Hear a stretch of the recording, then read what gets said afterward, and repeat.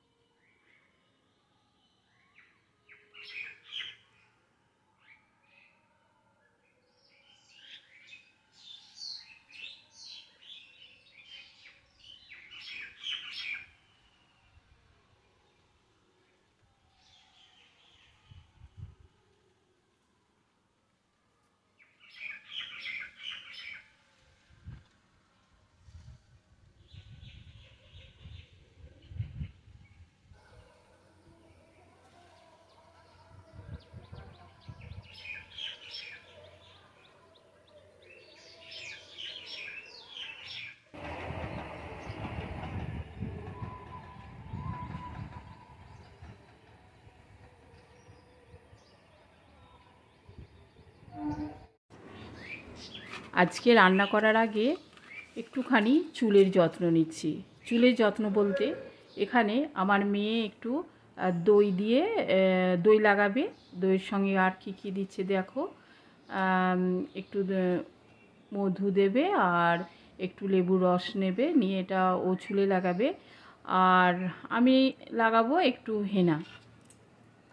হেনাটা লাগাবো, কারণ আমার কি আর বলবো তোমাদের, সামনের চুলগুলো না অনেক সাদা সাদা হয়ে গেছে।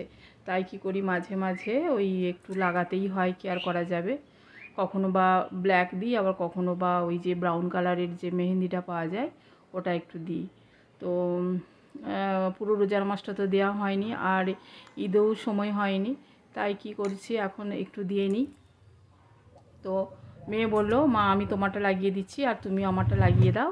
দিয়ে মা মেয়ে একটু চুলের যত্ন নিলাম। আর এই যে একটা লেবু গাছে ছিল, তো এই লেবুটার অর্ধেকটা ওই দইয়ের সঙ্গে মিশিয়ে ও চুলে লাগিয়ে নিয়েছে। দেখতে থাকো, ভিডিওটার সাথে থাকলে নিশ্চয়ই তোমাদের ভালো লাগবে। আর এই কদিন প্রত্যেক দিন দেখো, এই যে গাড়িটা আবারও আজকে দেখাচ্ছি তোমাদের, দেখো আজকেও এখানে গাড়িটা রেখেছে। তো বলেছে আমারও এখানটা গাড়িটা রাখতে আমার ভালো লাগে, তুমি এই কটা দিন কাজ ওইভাবেই করে নাও। কি বলবো বলো, যাকগে, কি আর করা যাবে, থাক। আর প্রত্যেকবারের মতোই বলছি, যে সকল বন্ধুরা আমার এই ভিডিওটা দেখছো এখনও পর্যন্ত লাইক দাওনি, একটা লাইক দিয়ে দাও। আর তোমাদের এই একটা লাইক ভিডিওটা আরেকজনের কাছে পৌঁছে দিতে সাহায্য করবে। আর নতুন বন্ধুরা যারা আমার এই ভিডিওটা প্রথম দেখছো, প্লিজ একটা সাবস্ক্রাইব আর লাইক দিয়ে আমার পাশে থেকে যেতে পারো। আমিও 24 ঘন্টার পর তোমাদের ব্যাগ দেব। তো যাই হোক, আমার এই যে রান্নাঘরে আমি চলে এসেছি। আর আজকে রান্না হবে চিকেনের ঝোল, আলু দিয়ে চিকেনের ঝোল রান্না হবে। আর আজকে নয়, বেশ কয়েকদিন ধরেই মনটা আমার একটু খুশি খুশি আছে, আর আজকে তো আমি একটু বেশি খুশি আছি, আমি পরে বলছি তোমাদের। আর আলহামদুলিল্লাহ আলহামদুলিল্লাহ, তো আজকে আমার বাড়িটা একটু পূর্ণতা হয়ে আছে, কারণ যেখানে আমরা মা মেয়ে একা একা থাকতাম একদম ভালো লাগতো না। তো আমার তো ছেলে আছে, তারপরে আজকে আমার একটা নাতি এসেছে, নাতি বলতে ভাসুরজির ছেলে। তো ও এলে ছোট থেকেই ও আমাদের কাছেই থাকে, আর যেহেতু আমার ছেলের সমবয়সী দু বন্ধুর মতো আমাদের কাছে থাকে, আমাদের কাছে ও সবসময় মানে খাওয়া দাওয়া থাকা সব কিছু আমাদের কাছেই থাকে। আর যেহেতু আমার ছেলেও এসেছে, বেশ আমারও খুব ভালো লাগছে। তাই আমি ওদের জিজ্ঞেস করলাম কি রান্না করব।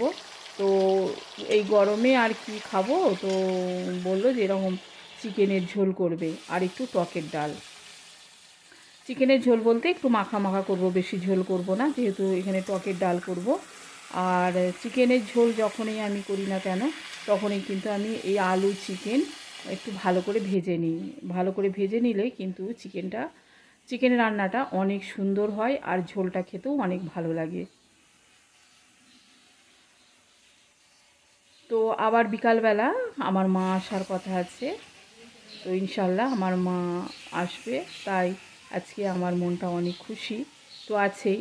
তারপরেই দেখি রান্না করতে করতে হঠাৎই আমার একটা ফোন এলো। হয়তো বা রান্না করতে করতে আমার কথা বলাটা হয়তো ততক্ষণে শেষ হয়ে যাবে, তাই আমি একটু বলে দিচ্ছি। তো আমার একটা ফোন এলো। তো ফোনটা একটু কি বলবো, প্রথমবার একটা ফোন এলো, যে ফোনটা আমি অনেক অনেক খুশি হলাম এই ফোনটাতে।